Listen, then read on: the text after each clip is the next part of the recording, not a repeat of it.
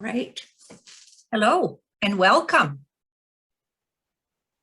I'm going to say good morning, good afternoon, and perhaps good evening, depending where you are coming in from. I see we have many here from Canada outside of Ottawa.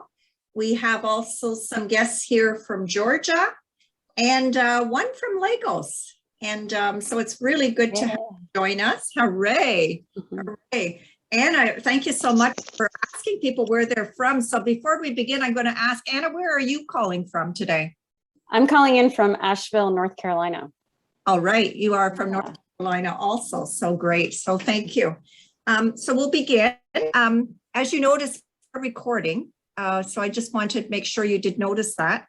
Thank you for joining us. My name is Lorraine St. Marie, and I am the director of our Providence School of Transformative Leadership and Spirituality. And so on behalf of our school, it's my pleasure to welcome you to our third event in our Being a Leader Lunchtime Conversation series. This series is designed to offer spaces to reflect with organizational and community leaders upon the challenges of social transformation in a complex world, and to better appreciate the resources that we can rely on to act within this complex world in which we live. And so as we now begin, I'm going to invite Michael Seguin, who's assistant professor in our school, to begin with the territorial acknowledgement. Thank you, Michael.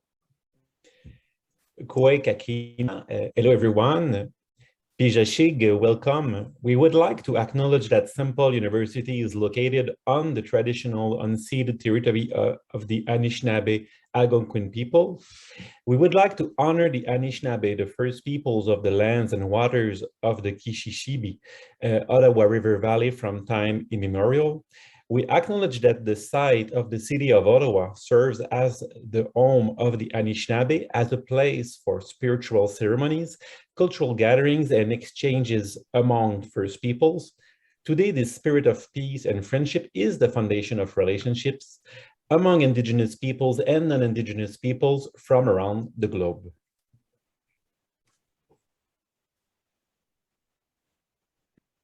Thank you, Michael. Thank you. So as I mentioned, this conversation is recorded and it will be added to our YouTube channel, and we will be sending you out the link after the event today. So as we begin, I'm going to invite you then to keep your microphones muted for the interview, for the conversation portion, to allow for clear audio. And also, if possible, we ask that you keep on your video cameras to help us create a sense, right, of community, of being gathered together. We could even imagine or dream we're actually in the same room, even though we recognize that this technology actually allows us to gather, right, in much more widely and broadly. So we're very thankful for having this kind of technology. We will have time for questions and comments after the interview. And at that point, we'll simply ask you to raise your hands or even to put your questions in the chat. And hopefully we will have time to get to all or most of your questions and comments. So I now invite my colleague, Bianca Brishu, assistant professor in our school, to present our speaker for today. Thank you very much, everyone, for joining us. And thank you, Anna, for offering your time to be here with us. So please allow me to introduce Anna Levesque, who is such an accomplished person that it was difficult for me to remember her bio and present it to you. So I will read a few aspects of her very accomplished bio. So Anna Levesque is the leading expert on paddling instruction for women and yoga for paddling. She's an American Canoe Association whitewater kayak instructor trainer and stand-up paddleboard instructor trainer. On the health and wellness side, Anna is a registered yoga teacher with Yoga Alliance and a certified Ayurveda wellness counselor. As an athlete, Anna was a member of the Canadian freestyle whitewater kayak team from 1999 to 2003, and she earned a bronze medal of the Freestyle Kayak World Championship in 2001. She is the founder of Girls at Play and Mind Body Paddle, and she has taught and empowered thousands of paddlers worldwide. Her 20 plus years of experience as an accomplished international competitor and instructor has landed her in mainstream publications such as Time, Shape, and Self magazine. It's such an honor, Anna, to be with you here today. So I will start with a really general question, if you're okay with it. How do you see the mind-body relationship reflected in the work that you do? And this is related to the topic that we have for today about mind-body adventure leadership. Sure. Thank you, Bianca and Mikhail and Lorraine. Thank you so much. And Lauren, of course, my sister, Lauren. Big shout out to her for having me here today. So how I see the mind-body relationship is that if our minds are not clear in what's important to us, then it's very difficult for our bodies to feel good, right? And be able to take on action that empowers us to follow what's important to us. Vice versa, when we don't feel good in our bodies, it's very difficult for our minds to find that clarity of what's important to us and how we can impact the world in a positive way. And so my work is, and the science is very clear now these days as well, that there is a separation between mind and body. They're very much connected, and to be healthy and well in both helps us to follow what's important to us, because I do believe that is how we find our service in life and to have an impact in life. And so to be healthy in both aspects is so important. And I'll add that the adventure piece is so important because, to me, when you all go on an adventure, do you expect to know what the outcome is going to be? This is a question. You can shake your head or yes or no, right? There's a lot of shaking no. And that's because in life, there is no true security. And so part of having the courage to follow and pursue what's important to you is being able to be with the discomfort of not knowing the outcome. And that's something that whitewater kayaking has taught me very, very well. That's how I see the mind, body, and adventure piece in the work that I do in terms of being of service to folks and also stepping into a leadership position. Thank you, Anna. So I will go to the next question, which is about your creation of the mind-body paddle. And I think this is of particular interest to also some of our students who are on this way to create their own organization or enterprise. So how were you able to create a sustainable lifestyle out of following your passion and not getting, the real job? So if you can also talk to us about some of the obstacles that you encountered and how you were able to still pursue. Sure. Some of the obstacles, so there were external obstacles and internal obstacles. So some of the external obstacles was, when are you going to get a real job? You can't keep kayaking, and competing and traveling, but what are you going to do? And also the internal, so hearing that, because my path has been different, and hearing that, and then sometimes internalizing it, like, oh, am I really doing what am I doing? And I'll never forget, I was in West Virginia raft guiding. By the way, when I graduated from university, I had my parents, and my mom is on this call, drop me off at a rafting company in West Virginia, and I just knew they were like, okay, you just graduated from your undergrad and you want to raft guide, all right. So they were super supportive because they dropped me off, and I just found such a passion for it. It's what I wanted to do. It was a calling for me, which was unexplainable, besides the fact that I wanted to have fun, but it wasn't just that. And I remember mountain biking with a friend and, expressing this to her, and she said, well, maybe you have something important to say to the world, and maybe kayaking is the way you're going to say it. And at the time I was like, whoa, that's deep. And I was like, is that really even possible? Because it's just kayaking. But I really held on to those words, and it has actually become true for me. And so the internal obstacles or self-doubt, the stories I tell myself about what's happening versus what's actually happening, imposter syndrome, you know, who am I to do this? You know, should I be doing something else? And of course, fear to stand in my value, fear to stand in my truth. It takes a lot of courage. So what has allowed me to develop, to be 20 some years in is a deep faith that I know best for me, and that having an impact on the world looks different for every person. And then consistency over time, committing to something and being consistent with it over time. And then again, being comfortable with not knowing what the outcome is going to be.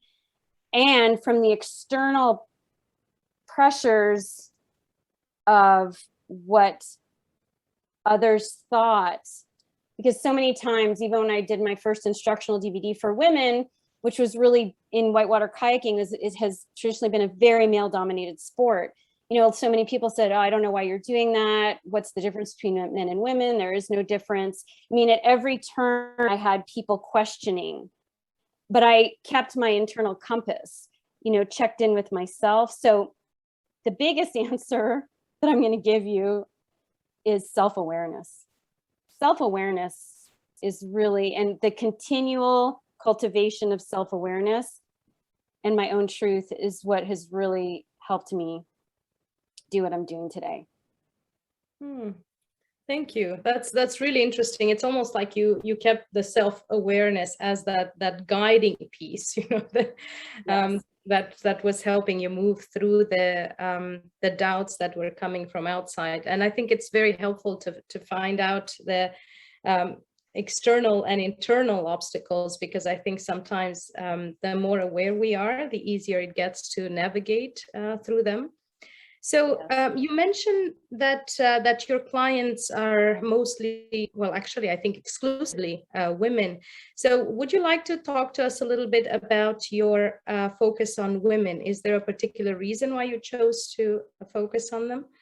Yes, and I do have some clients who are men. I do have coaching clients in health and wellness and in kayaking, actually. It's a minority of my clients, though. And the reason I got into or passionate about empowering women is because I was in a very male-dominated sport of whitewater kayaking, where the paradigm was very, I'm going to say these are generalities, and I understand that, okay? But for the purpose of this, it kind of works to explain. So very aggressive, win or lose, don't be a chicken, you know, if you don't know right away if you want to run a rapid or not, you should be walking, you shouldn't be out here, like very much like a hard edge to it, very masculine edge. And I found myself often in the beginning of my career in whitewater kayaking being the only woman paddling with a group of men, and they were hard on me. I was not with the most supportive people, you know, and they would be pushing me and you know, saying things like, if you're going to walk a rapid, you need to be at the bottom by the time we're done running it. We're not waiting for you, you know, all this kind of stuff. And so I would watch my own confidence spiral, right? Because if you don't feel support, at least for myself, if I don't feel supported in my group and I'm always being kind of pushed and not supported, then my own confidence starts to go down and I paddle less well. And of course, in a paddling environment, if you're paddling, and I was paddling really hard rivers, you can get really hurt, right? There's really, it's very risky. And so to then have your confidence be spiraling in a situation where, oh no, I've got to be on my game. You know, I don't want to drown out here. It is really pushed me to look at things differently and be like, why does it really have to be this way? Does it have to be so hardcore? Is there a different way to be? And I started, and I was also competing in freestyle kayaking, which is doing tricks. It's a little bit like surfing. You're surfing a wave and you're being judged and you score points. And I noticed that women were struggling with the same technical problems, and then also the similar mindset. And I'd be in a group of women and they'd talk about how they were running really hard rapids and they felt like they needed to pull off and cry, but they didn't want the guys to see them because then they would be judged, you know, or there were all these stories about how they weren't comfortable on the river with these men and how it operated, but no one was brave enough to say anything. It was just like, suck it up and go with it, because this is the culture, this is the paradigm. And so I decided, why not put out the, you know, female experience of being a whitewater kayaker. And that was my first instructional DVD. It was called Girls at Play. I made it when I was in my late 20s, and it was groundbreaking for the industry at the time. And that is how, and then I wasn't sure. I remember at the premiere, it was at a symposium full of colleagues from the whitewater world, and my heart rate was going, you know, off the charts. And I had to sit there and watch it with everyone. And at the end, I got a standing ovation. And I was shocked. I was like, what? Wow. And so then I knew I was onto something. And then when I started to travel across the country, across the US and Canada, and offer classes for women, they were fully booked. And so then I also knew that I had tapped into something that was needed, right? Empowering women in a very male-dominated sport to, again, build self-awareness and community to where they knew that they weren't the only ones struggling with this stuff. Thank you. I watched one of your videos going down a rapid, and it looked terrifying. And I thought it's so interesting that you named it Girls at Play, because I think there is still something very difficult, right, in training women to do that. But I think you do it in a different way than asking them to open up and do the work. So this relates to the next question about you see your work as empowering women through mind, body, and adventure coaching. So if you can talk a little bit about how you empower women, and I don't know if you can think of an example that could be relevant, and how that also relates to developing women's leadership skills through this mind, body, adventure coaching. Well, I think that one of the most important things that I do is I offer space and listening for folks to show up just as they are and work from there and have an acceptance of who they are, and also getting really clear on where they want to go. And so a few examples of how the mind body adventure come together is, I have kayaking clients, for instance, who will spend a day of private instruction with me, and over lunch or throughout the day, we're working on their skills, but then we also have conversation about what's going on in their lives. And I had one woman, and because we're on the river together outside and we're spending time, and then at lunch we get to sit down and build trust. And she expressed, started talking about the death of her husband and how that affected her, and how that, that the fear, that there's a lot of fear there that comes up. And of course, whitewater kayaking is one of the reasons I love it so much, is it is about facing fear. And how you face fear in one aspect of your life is usually how you face fear in all aspects of your life.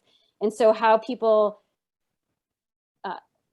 come to whitewater kayaking and face their challenges there brings up other areas in their lives where they feel fearful or doubtful. And so then we start to have this whole conversation about what has happened in her life that brings up the most fear. And we have such a powerful conversation that she decides to book into health coaching so that she can also work on the body aspect and free up her body, free up her mind, and also have the adventure piece. And then another example is someone who booked into health coaching, and she had a lot of inflammation in her body and her joints and was experiencing a lot of pain. And so we worked on her diet and her lifestyle and got more freedom, helped her cultivate more freedom in her body. And then she was able to see that she was really cultivating negative relationships at work, because all of a sudden the pain in her body was not there to focus on. So then something else was bubbling up to the surface, and she kept complaining about everyone she worked with. And I said, and why do you think they want to do what you ask them to do if you're complaining about them all the time? Don't worry, a friend of mine has said that to me too, right? It's something we all need to be aware of. If we're complaining about people, then we expect them to be kind to us. We should check ourselves, right? So then we spent a whole 6 months on mindset. So the health and wellness, again, leads into mindset, and she's also a paddler. And so we can then apply that to the adventure piece and paddling. And adventure, by the way, doesn't have to be just outdoor adventure. It can be anything that you're not sure what the outcome is going to be in your life. I just want to stay a little bit with the facing your fear in one area of your life that relates to how you face your fears in other areas of your life. So if I can think of you helping people move through their fear of, let's say, the whitewater rafting, or fear of getting injured, or these fears, do you think that once they are able to do the right thing, will that help them maybe conquer fears in other areas of their life, such as, I don't know, in relationships or at work? Absolutely. Absolutely.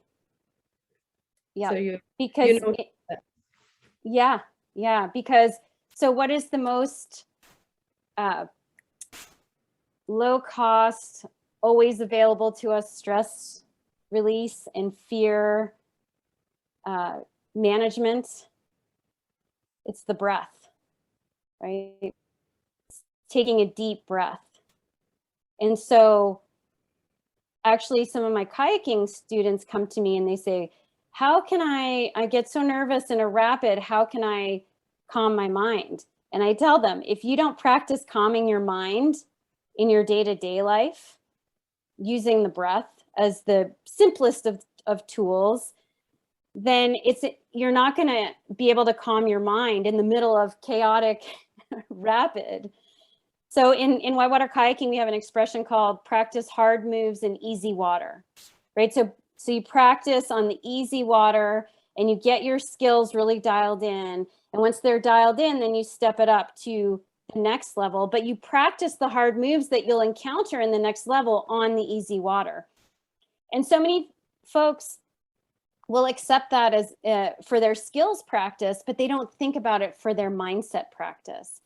And so, focusing on the breath, sitting in meditation, calming the mind, having a word that you use, for instance, to calm the mind, focusing on gratitude. These are all things to practice in quote unquote easy waters. So that would be in a space in your home that feels safe to you, where you're not being disturbed.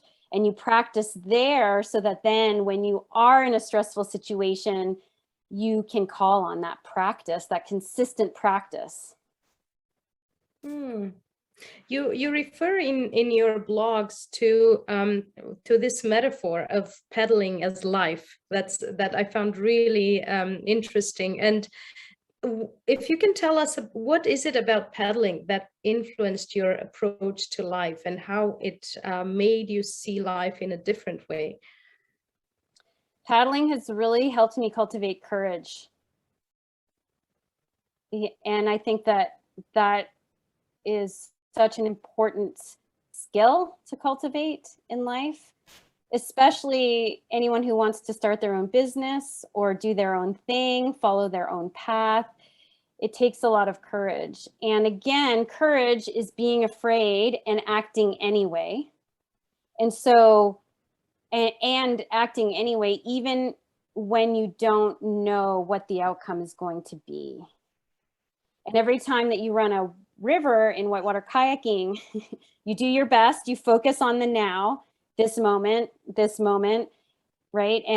But ultimately you don't know if you're gonna, run the rapid without flipping over, for instance, because stuff happens. Sometimes you flip over, then you have to roll up, or sometimes you end up swimming out of your kayak, and that's okay too. Then you have to watch the judgment in your mind, right? Of labeling things good or bad. And that's the other thing that kayaking has really taught me. Nothing is ever all good or all bad. And it's really in how you view it. And that's the internal obstacles that we talked about a little earlier. Sometimes our internal obstacle is being too hard on ourselves, which I definitely have a tendency to do. When we have finite, like it's good or it's bad, and we're not curious, right? Oh, well, actually what happened is I flipped over, I pulled my skirt, I swam to shore, I'm okay. Now I'm getting back in my boat and I'm going to paddle on, and I have a great crew with me. Okay, I learned that maybe I want to have a different angle here, or I want to take a different stroke. It's the same thing in life, right? When something doesn't work out exactly how we thought or wanted it to work out, it's not bad. It is, okay, what's the next step? What can I learn? And move on. When we tend to be hard on ourselves and label things as bad, at least for myself, then I'll go into a spiral of imposter syndrome. I'm not good enough. What am I doing? I shouldn't be doing this. And that's all story that I'm creating in my head. So courage and being comfortable not knowing the outcome, and then knowing that the river's not out to get me every time I paddle. Just like life isn't out to get me. It's a matter of navigating it. I love this idea of learning how to paddle on still waters, or learning how to conquer your fear when things are okay, so that you can face more difficult circumstances. So you seem to be doing work from both sides, from the side of the body and the side of the mind, right? Because you instruct people how to do paddling and kayaking, and you're also yoga and Ayurveda and wellness coach. So if you can tell us a few things about your passion for yoga and Ayurveda and their role in the work that you do. Well, yoga, for me, yoga is about present moment awareness and also self-awareness. So being able to be with myself. And again, yoga has helped me. So I have a passion for yoga because I think yoga is one of the tools that has helped me follow that internal compass all of these years and cultivate self-awareness. It's, yoga can be practiced in kayaking because once you peel out of the eddy into a rapid, you're not thinking about anything else. It's present moment awareness all the time. That's why people love adventure sports like climbing, kayaking, mountain biking. There's no time to think. It's more being in the present moment. And yoga, I think, has helped me in my kayaking be with that and not overthink things. And also, of course, having self-awareness in the body so that if there is something going on with me, I don't ignore it. I don't push it away, right? I know that if I want to, my passions are kayaking, mountain biking, hiking, surfing, skiing. And if I didn't have a yoga practice from the physical aspect, I definitely think I would have sustained more injuries than I have. And so I'm very passionate about that self-healing. And same with Ayurveda. Ayurveda is all about, for me, my connection with nature, that I am nature, and that cultivating a relationship with nature, with the seasons, with the changing of the seasons, the fact that I don't want to eat the same foods all year round, because that's not what nature intended, and also self-awareness of in our modern culture, we have created so many habits to numb us, including snacking a lot, sugar. And especially the snacking piece. And what I love about Ayurveda is, especially, I run 2 cleanses per year. They're very healthy cleanses. It's not a weird cleanse. It's, mung beans and rice and khichdi. And the awareness that one of the biggest awarenesses that my clients have is, wow, I eat too much. I don't need so much food. And being aware that food is a way to pacify our mental discomforts. And there's nothing wrong with that. It just is what it is. It's not good or bad. But it's then cultivating an awareness. And so many of my clients are so shocked at when they stop snacking so much between meals, the mental clarity that they experience with that. So that might have been a long-winded answer, maybe specifics, but I think that, again, it's the self-awareness piece is huge. And that's why I love yoga and Ayurveda so much, and kayaking.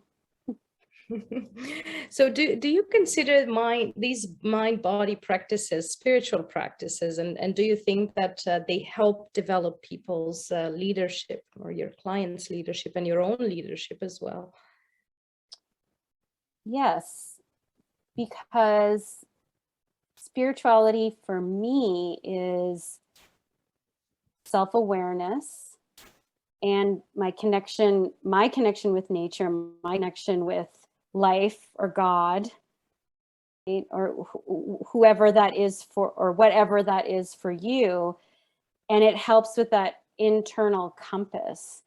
So being healthy in mind and body, self-awareness. And for me, one of the most important leadership skills is self-awareness. To be an effective leader, you have to have an awareness, or I would say you want to have an awareness of your impact on others, right? Because your impact on others isn't always positive, and being able to clean up when it's negative, right? Or knowing, and also having an awareness of being humble and being a servant leader, so to speak. Of it. When you're self-aware, then you can empower others, right? For me, a good leader empowers others. It's not just about flexing muscles of I'm a leader and therefore everyone should do what I do or do what I say. So that's what I would say. The self-awareness piece is spiritual practice. Spiritual practice is building self-awareness, and self-awareness is one of the most important leadership skills you can cultivate. Thank you. So what would you advise mind-body entrepreneurs, especially at this time of uncertainty? And I'm asking this question thinking that many of our students have a really keen interest in becoming mind-body entrepreneurs in different areas. So advice, I would say to remember that cultivate that self-awareness, find that internal compass. What's important to you? What is the impact? What lights you up? What's your spark when you ask, why do I want to do this? Having clarity on that is so key for moving forward. And you don't have to have the exact answer. You pick the great thing about life and entrepreneurship, at least in my experience, is you make a choice. And then if you don't like it or you want to shift it, you shift it later. You don't have, and there's no right way or right answer. So I've gotten so much business advice. You need to do this, and at first I was trying to listen to everyone and, oh my gosh, I'm not doing that, or I haven't thought of that. And it's always good to stay open. I am a lifelong learner, so I love to learn. And I had to start being more discerning. Well, does this align with who I am and who I want to be, and how, what feels right for me, So there's no right way. Find that internal compass and consistent action over time. consistent action over time. So you can't, or I shouldn't say you can't, but if you only post on social media promoting your business once a week, it's probably not going to go anywhere, right? It's consistency over time, just like cultivating a skill. The more you do it, and I say to my yoga students too, it's better to do 10 or 15 minutes of yoga every day or 4 times a week than it is to do just 1 hour class once a week. You're going to get more benefit. In our culture, sometimes we go all or nothing, especially here in the US, all or nothing, right? It's go big or go home. But that's not actually how you cultivate long-term success. It's the small actions, you keep at it. And I think that's one of the things that I've been successful with is I've stayed with it now for, my business thing is 17, I've been in business 17 years now. And it has shifted from Girls That Play to Mind Body Paddle, but the core message has been consistent. And, I put out my newsletter consistently. It used to be once a month for years consistently. Now it's once a week. And, so consistent action over time. And to remember, in terms of pricing, because I know I've been learning this a lot recently, in rescue and outdoor industry rescue scenarios that I've been a part of, right? The most important person in a rescue is you. It's the rescuer.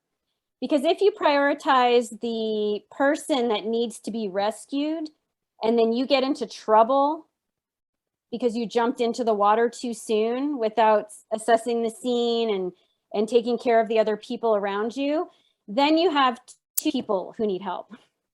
Right? So in terms of pricing, if you try to speak to everyone, you end up speaking to no one. And it's important that you need to take care of you so that you can have a positive impact on the world. And that means standing in your value and charging what you're worth.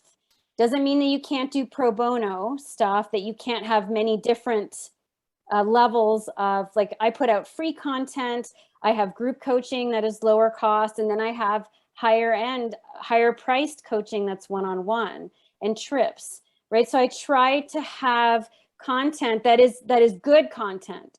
My free content isn't crappy content. It's good content, right? But having the free content and then different pricing structures so that you take care of you and you aren't stressed about paying your bills. Because when you're stressed about paying your bills all the time, then it's hard to have a positive impact on the world. There's no freedom in that.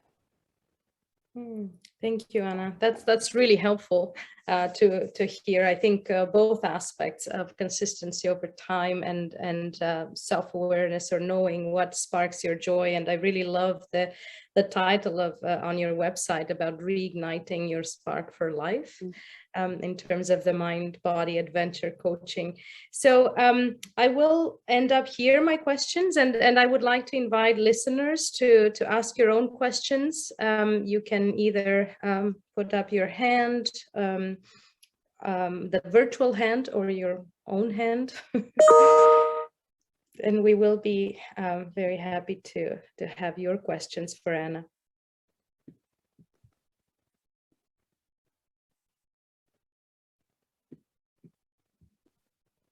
No questions at all? I know someone has a question. We see Mikael. Mikael, we don't hear you. I'm always ready to dive, but I'm not so much in the paddling, but swimming, diving, it's a good start. Thank you so much, Anna. It's really, really inspiring. I'm not sure where to start, but one of the questions that I had is, how do you do, what do you do with the feeling sometimes of being lazy? I have articles to write, and I know it's better to write a little bit every day, but sometimes you just feel that you don't have the energy, or you feel that you want to do something else and not that now. How is it possible? How do you do, with it's better to do a little bit every day, but you feel that, I don't want to do that. How do you manage with this struggle? Is it, I mean, as an athlete, you face it when you need to train. This consistency is really important, but how do you get over this feeling? Well, what kind of internal discourse or speech do you develop to do that? That's a great question. And of course, we all experience that feeling, everyone. And there's times when I definitely give into procrastination, okay? And there's definitely times where I choose to go kayaking over working for fun. I think what keeps me on track is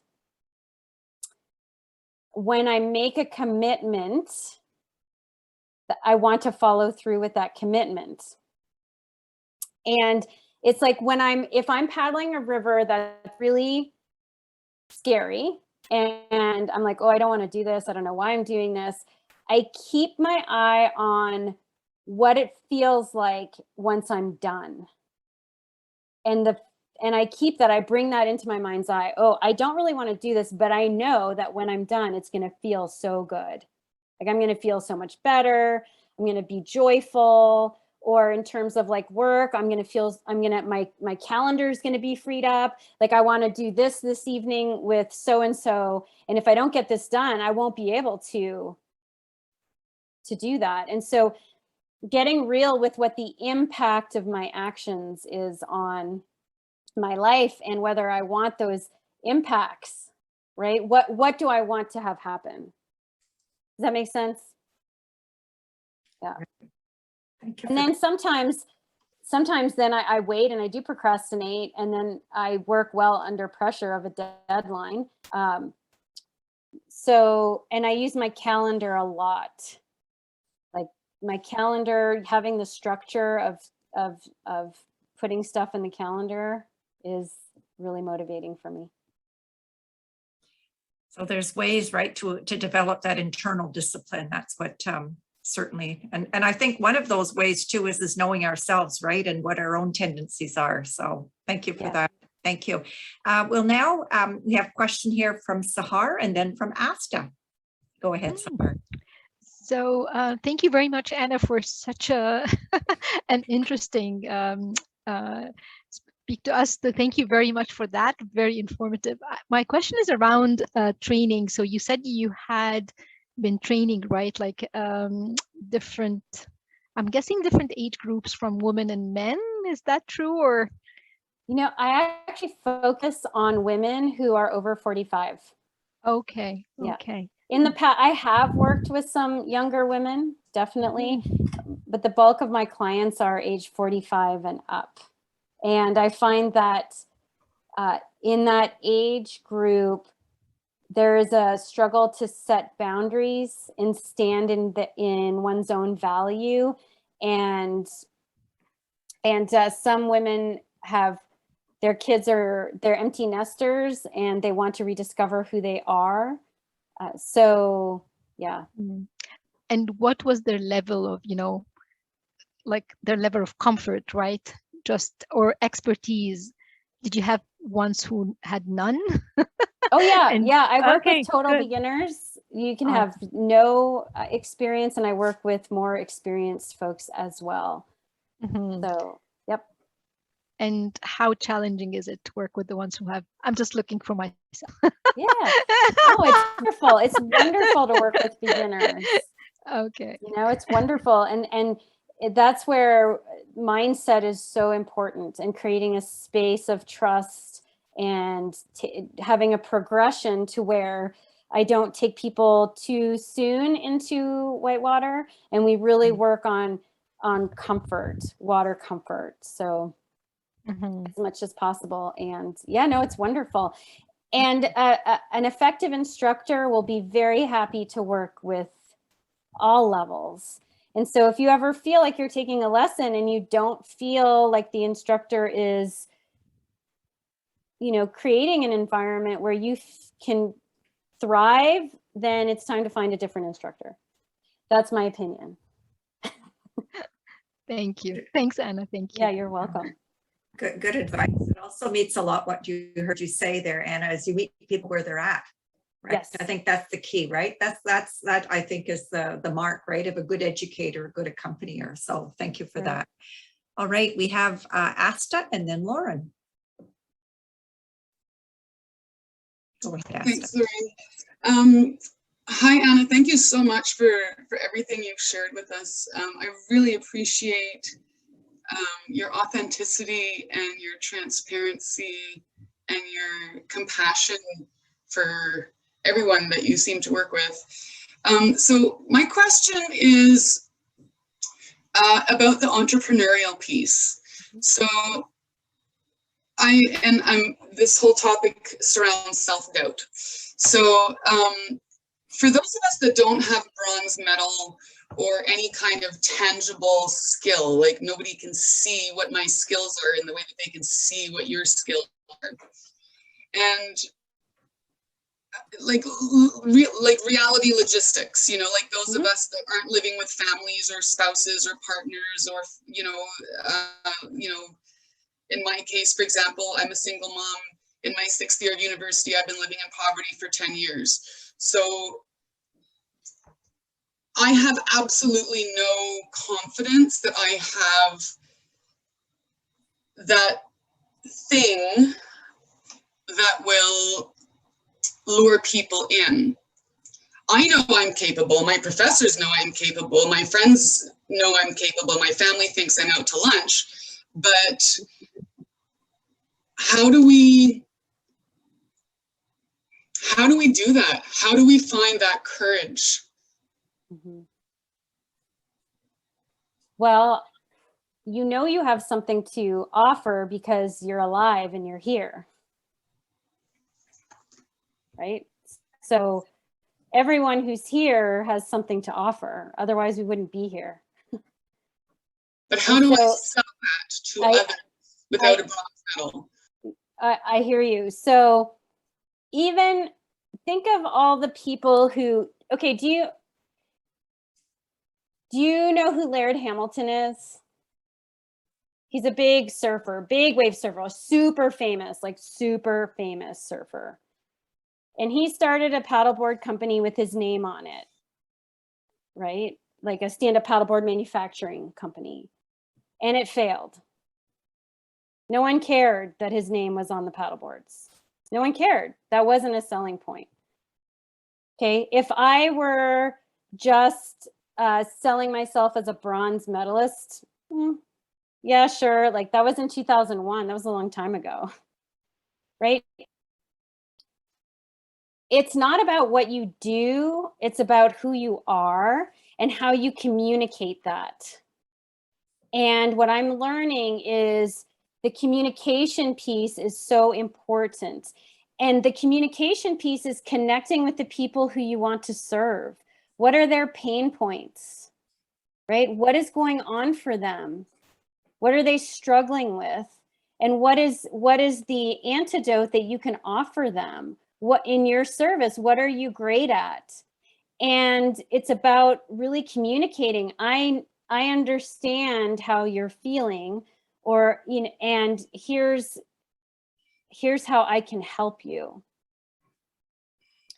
You know, there are plenty of Olympic athletes who what I'm trying to say is everyone experiences success and failure in life. Okay, so unfortunately, too often we look at people who we feel are successful and we think, well, they have something that I don't have. And that is just a story. It's not true. It's just a story, right? It's about the consistency over time, putting out your message, connecting with the people you want to serve, communicating, and getting really clear on what's important to them and how you can help them. And I've learned that. And the other thing is, I hired a business coach. I've been working with a business coach for 2 years, and it's a huge investment. At first I was like, oh my gosh, I don't know if I can swing this, but I am going to do everything I can because I respond really well to coaching. When I have someone in my corner and someone coaching me and someone that I can go to like, hey, this isn't working or this is working, it's worth a lot of money to me. And so also part of the self-awareness piece is knowing that you don't have to do it all by yourself. It's surrounding yourself with support when you do need it, right? Whether that's taking online classes or finding a mentor. And I lost my train of thought. I was going to say something about my business coach, but she's helped me a lot in this communication piece value. And has that been helpful, Asta? I want to check in with you because. Yeah, absolutely. Thank Okay. you. I really appreciate that. Yeah. Yeah, you're welcome. Wonderful. Thank you for that. Before we go to Lauren, I am going to read a question that we have in the chat. And this is from Nathan. It says, since you've taken on this more holistic approach to coaching, have you noticed any changes, either directly or indirectly, to the sport of whitewater kayaking overall? Has there been progress with how accessible the sport is to women, or has the mentality by and large stayed the same? How can we encourage inclusivity and self-awareness in other sports that suffer from similar issues that stem from male dominance? Thank you for that question, Nathan. Yeah. It's yours, Anna. Yeah, thanks, Nathan. So I don't have like hard data. No one has studied it. I would say that yes, and I'm proud to have seen a shift. That there has been, so I started running these classes and put out my first video in 2004. And now there are several women's specific events put on by different women in the sport. Here in the southeast of the US, there are many more women who paddle at a high level. And there's Facebook groups, Women in Whitewater. And so it has shifted. There's spaces now where women can show up and be themselves. And more women are finding the courage to speak up when they find themselves in, a situation where, I don't know, there's a bad joke or there's misogyny. So I think there's still a lot of work to be done, but yes. And again, it's consistency over time. And putting the message, having the courage to put the message out there. Because, oh my gosh, when I put out my first video, Nathan, I had a section that it's okay to cry on the river. And it was about how, crying is just water coming out of your eyes. And most women cry more out of frustration than sadness, right? And that, men are socialized to not cry. So that, they're repressing a lot. And I got so much pushback from that, like so much. People made fun of me, and it's okay. I was like, oh, it's okay. And I was called soft by other female and male whitewater kayaking pros. And one woman who's a high level paddler, we were actually having a conversation and she was being critical. And I said, look, as long as I keep having clients coming to me and women who are, reading my content or asking for my content, then I have work to do.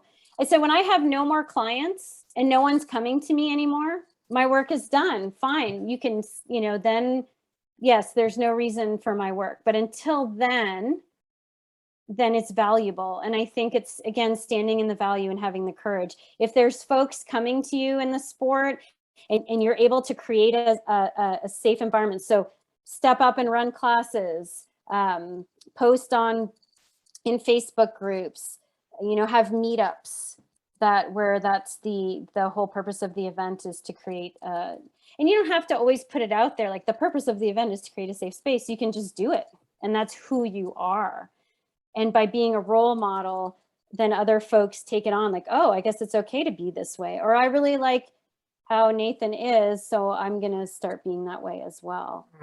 And as far as inclusivity, I am working, in the outdoor industry in general. In my opinion, there's a big lack of diversity, equity, and inclusion. It's been a very white space for a long time. And again, self-awareness of privilege and committing I'm on boards and doing what I can to have the courage to stand up for creating an environment welcoming to all. And it takes work. And again, the self-awareness piece is huge. And there can be pushback. Yeah. Right. Yeah. And I think the other piece is not worrying about whether you're liked or not. I mean, that's right. As a leader, your job is not to be liked. Respected, yes. Liked, not so much. Thank you for that. And thank you for that question, Nathan. We're going to leave a final question or comment to Lauren. Also, my mom had a question, I think earlier. She had her hand up, just so we know. All right. We're running a little bit out of time. So do we do a toss up here? Eva or Lauren? My final comment will be to give space to my mother to ask her question. Beautiful. Thank you. This was more for Zahar, that I'm in my 70s and I went on one of Anna's paddleboarding weeks, not an athlete, never having been on one. And I'm with all these women who are in their 30s and 40s. And one 40-year-old gal said, "Jeepers, if that," she didn't say old gal, but if she can do it, surely the rest of us can. So go for it, Zahar, if you want a kayak or a paddleboard. Yeah. Thank you. Thank you. You made my day. Thank you. Thank you. What a beautiful way to bring this to closure. So a very big thank you to Anna. Thank you, Anna, for your generous sharing, your wisdom. We have great takeaways, I'll tell you, and wonderful alignment too with, life in general, through, right, your own work, your own adventure, your own, we can say, stance towards, the world in general. So very inspiring and very much appreciate it. Also, thank you to each and every one of you for your good attention and also your good questions that have come out. Yeah. I am going to also let you know that we have a next lunch hour series coming up. And it's very interesting because this one actually is with Zahar. So maybe between now and then, Zahar, you will have done some kayaking. We will see that. So the next event actually is, as I say, with Zahar, who is a physician and leader in healthcare. The title is Being a Leader, Aligning Attention and Intention. So you might see also a little bit, right, of a continuing theme here about alignment, actually, that Anna also introduced, right? Aligning, we can say about who we are, what it is that we want to do, and the attention we bring that. So we look forward to that. It's going to be September 17th. That's a Friday at a lunch hour. And of course, you'll be able to get that information directly from us. And so do I leave this now to you, Gabrielle? Is there anything closing that would be helpful for you to share with us? No, just thank you for being here, and we'll send, and since we recorded this, feel free to share it if you really find it interesting and you want other people to hear what Anna had to say.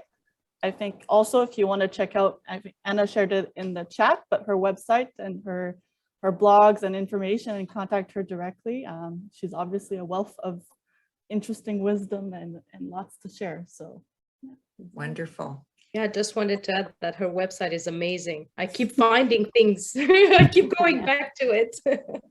Wonderful. All right. And thank you, Bianca, for the good interviewing, the conversation. Thank you very much, everyone. We wish everybody a good rest of the day. Take care now. Thank you all so much.